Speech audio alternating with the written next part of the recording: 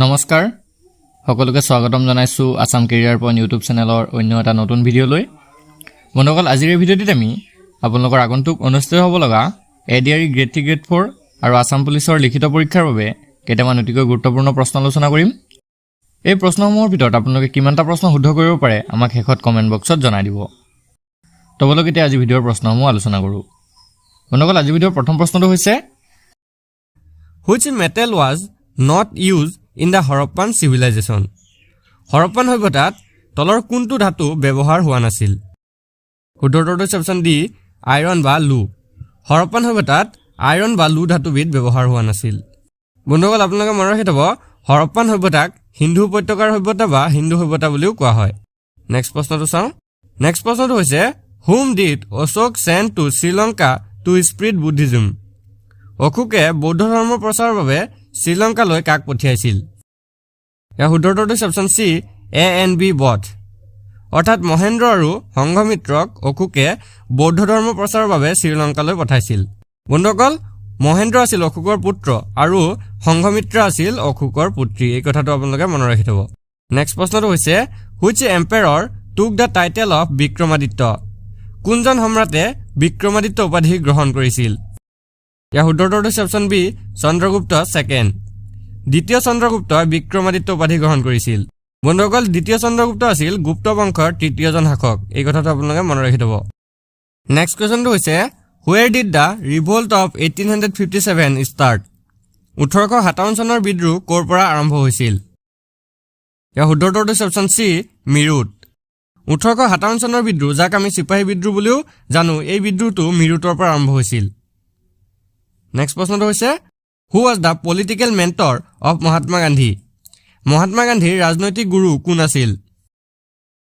ইয়াৰ শুদ্ধ উত্তৰটো হৈছে অপচন ডি, গোপাল কৃষ্ণ গোখলে।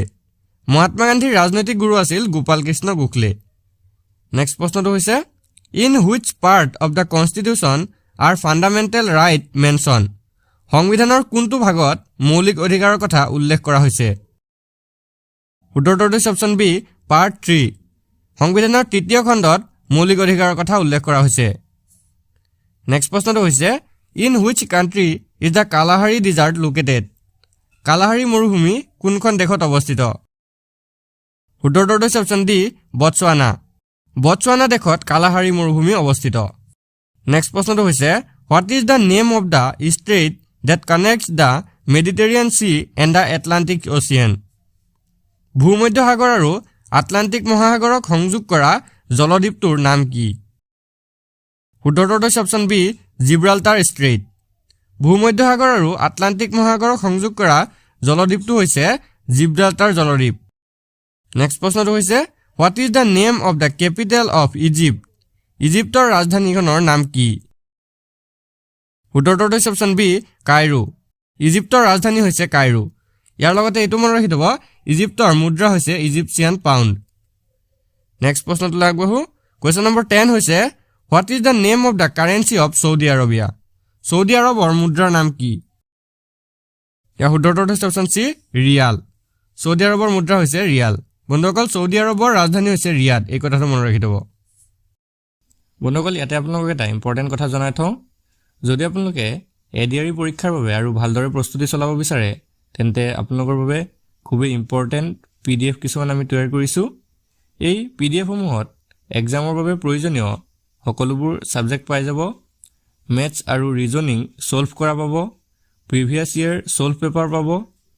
আপুনি দোকানৰ পৰা যদি একোখন কিতাপ কিনিবলৈ যায়, তেনেহ'লে 400 টকাৰ পৰা 500 টকালৈ ল'ব আৰু সকলোৱে সেই 400-500 টকাত গৈ কিতাপবোৰ কিনি আনি পঢ়িব নোৱাৰে।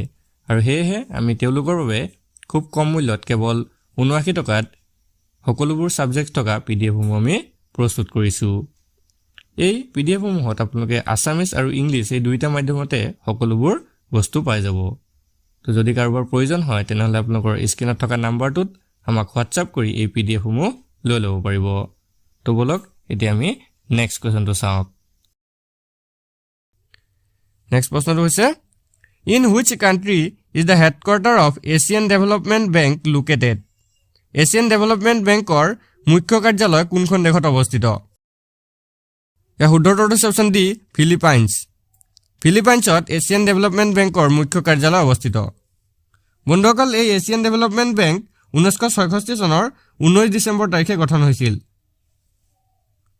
নেক্সট প্ৰশ্নটো হৈছে who is the author of the book the White Tiger? The White Tiger নামৰ গ্ৰন্থখনৰ লেখক কোন? শুদ্ধৰটো হৈছে option B Aravind Adiga. The White Tiger নামৰ পুথিখনৰ লেখক হৈছে অৰবিন্দ আদিগা। নেক্সট প্ৰশ্নটো হৈছে which day is celebrated as Human Rights Day? কোন তাৰিখে মানৱ অধিকাৰ দিৱস পালন কৰা হয়? শুদ্ধৰটো হৈছে অপশ্যন এ 10 ডিচেম্বৰ। 10 ডিচেম্বৰ তাৰিখে মানৱ অধিকাৰ দিৱস পালন কৰা হয়। নেক্সট প্ৰশ্নটো হৈছে Matki is a popular folk dance of which of the following state? Matki তলৰ কোনখন ৰাজ্যৰ জনপ্ৰিয় লোকনৃত্য? শুদ্ধৰটো হৈছে অপশ্যন বি মধ্যপ্ৰদেশ।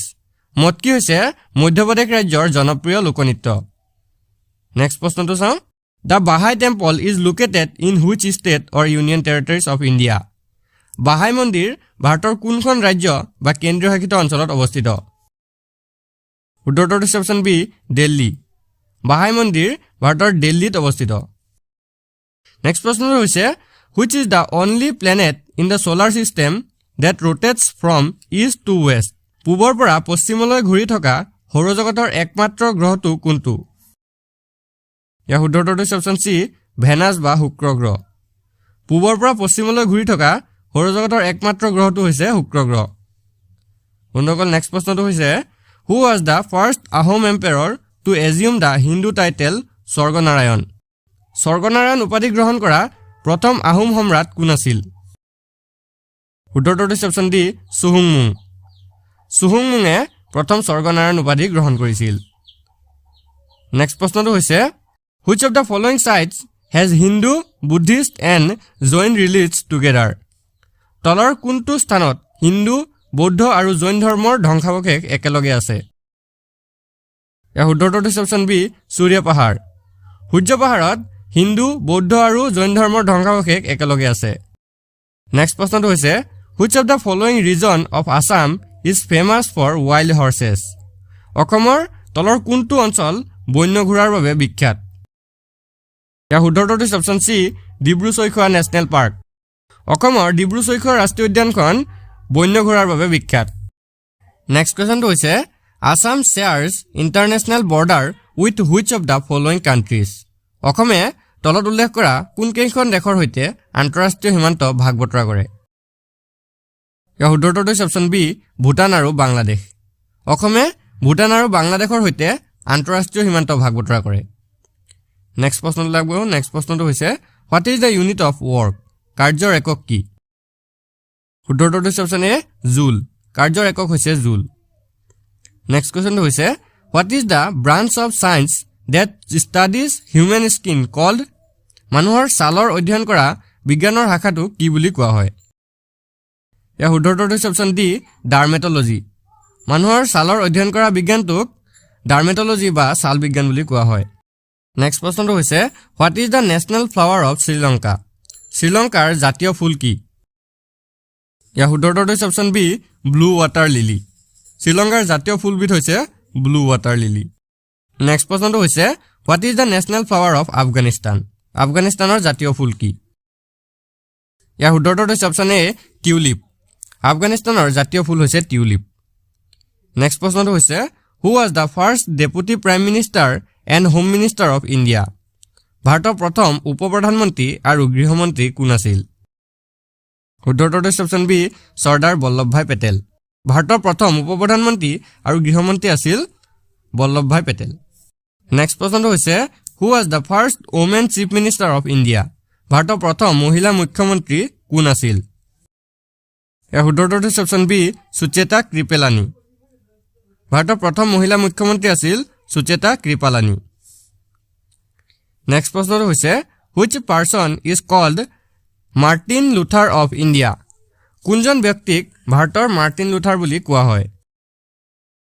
শুদ্ধৰটো হৈছে অপশ্যন ডি দয়ানন্দ সৰস্বতী। দয়ানন্দ সৰস্বতীক ভাৰতৰ মাৰ্টিন লুথাৰ বুলি কোৱা হয়।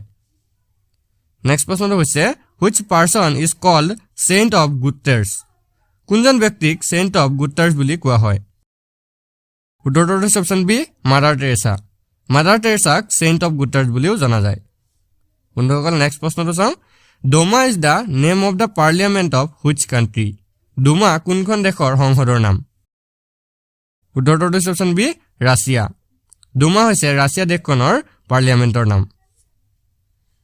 নেক্সট প্ৰশ্নটো হৈছে by what name was Sri Lanka earlier known? শ্ৰীলংকাক আগতে কি নামেৰে জনা গৈছিল? উত্তৰটো হৈছে অপশ্যন চি চেইলন। শ্ৰীলংকাক আগতে চেইলন নামেৰে জনা গৈছিল। নেক্সট প্ৰশ্নটো হৈছে which city in India is called the Kohinoor of India? কোনখন চহৰক ভাৰতৰ কোহিনুৰ বুলি কোৱা হয়? উত্তৰটো হৈছে অপশ্যন এ অন্ধ্ৰপ্ৰদেশ। ভাৰতৰ অন্ধ্ৰপ্ৰদেশ ৰাজ্যখনক ভাৰতৰ কোহিনুৰ বুলি কোৱা হয়। নেক্সট প্ৰশ্নটো হৈছে অৰিয়েণ্টলজি ইজ দ্য ষ্টাডি অফ? অৰিয়েণ্টলজিত কিহৰ বিষয়ে অধ্যয়ন কৰা হয়? উত্তৰটো হৈছে option D study of birds. বিজ্ঞানৰ যিটো শাখাত পক্ষীৰ বিষয়ে অধ্যয়ন কৰা হয় সেই শাখাটোক অৰিয়েণ্টলজি বুলি কোৱা হয়। নেক্সট প্ৰশ্নটো হৈছে name an instrument which is use to measure the density of milk? গাখীৰৰ ঘনত্ব জুখিবলৈ ব্যৱহাৰ কৰা যন্ত্ৰটোৰ নাম কি? উত্তৰটো হৈছে অপশ্যন এ লেক্টমিটাৰ। গাখীৰৰ ঘনত্ব জুখিবলৈ ব্যৱহাৰ কৰা যন্ত্ৰবিধ হৈছে লেক্টমিটাৰ। নেক্সট প্ৰশ্নটো হৈছে which planet is known as sister of Earth? কোনটো গ্ৰহক পৃথিৱীৰ ভগ্নী বুলি জনা যায়? উত্তৰটো হৈছে অপশ্যন বি ভেনাছ। ভেনাছ বা শুক্ৰ গ্ৰহক পৃথিৱীৰ ভগ্নী বুলি জনা যায়। নেক্সট প্ৰশ্নটো হৈছে the world largest producer of natural gas is? প্ৰাকৃতিক গেছৰ বিশ্বৰ সৰ্ববৃহৎ উৎপাদক দেশখন হ'ল? উত্তৰটো হৈছে অপশ্যন এ আমেৰিকা। বিশ্বৰ ভিতৰত সৰ্বাধিক পৰিমাণে প্ৰাকৃতিক গেছ আমেৰিকাই উৎপাদন কৰে। নেক্সট প্ৰশ্নটো হৈছে Subhash Chandra Bose became the supreme commander of Indian National Army in? Subhash Chandra Basu কেতিয়া ভাৰতীয় ৰাষ্ট্ৰীয় সেনাবাহিনীৰ উচ্চতম অধিনায়ক হয়? উত্তৰটো হৈছে অপশ্যন চি 1943। 1943 চনত সুভাষ চন্দ্ৰ বসু ভাৰতীয় ৰাষ্ট্ৰীয় সেনাবাহিনীৰ উচ্চতম অধিনায়ক হয়। নেক্সট প্ৰশ্নটো হৈছে when quiet India revolution was passed in 1942 the viceroy of India was? 1942 চনত যেতিয়া ভাৰত ত্যাগ প্ৰস্তাৱ গৃহীত হৈছিল তেতিয়া ভাৰতৰ ভাইচৰয় কোন আছিল? উত্তৰটো হৈছে অপশ্যন এ লৰ্ড লিংলিথগো। 1942 চনত যেতিয়া ভাৰত ত্যাগ প্ৰস্তাৱ গৃহীত হৈছিল তেতিয়া ভাৰতৰ ভাইচৰয় আছিল লৰ্ড লিংলিথগো। নেক্সট প্ৰশ্নটো হৈছে পথৰুঘাট ৰণ টুক প্লেচ এট? পথৰুঘাটৰ ৰণ কোন স্থানত সংঘটিত হৈছিল? উত্তৰটো হৈছে অপশ্যন ডি দৰং। পথৰুঘাটৰ ৰণ দৰঙত সংঘটিত হৈছিল। বন্ধুসকল আজি মক টেষ্টটোৰ শেষৰ কুৱেশ্যনটো হৈছে who was the great ruler of Kalinga in ancient time? প্ৰাচীন কালত কলিংগৰ মহান শাসক কোন আছিল? উত্তৰটো হৈছে অপশ্যন চি খাৰভেল। প্ৰাচীন কালত কলিংগৰ মহান শাসক আছিল খাৰভেল। বন্ধুসকল আজি ভিডিঅ'টো আপোনালোকৰ বাবে ইনফৰ্মেটিভ হ'লে ভিডিঅ'টো এটা লাইক কৰি দিব আৰু আমাৰ আগৰ মক টেষ্টসমূহ যদি আপোনালোকে চোৱা নাই তেনেহ'লে ডেছক্ৰিপশ্যনত লিংক আছে, আপোনালোকে তাৰ পৰা গৈ ভিজিট কৰি চাই ল'ব পাৰিব। ধন্যবাদ।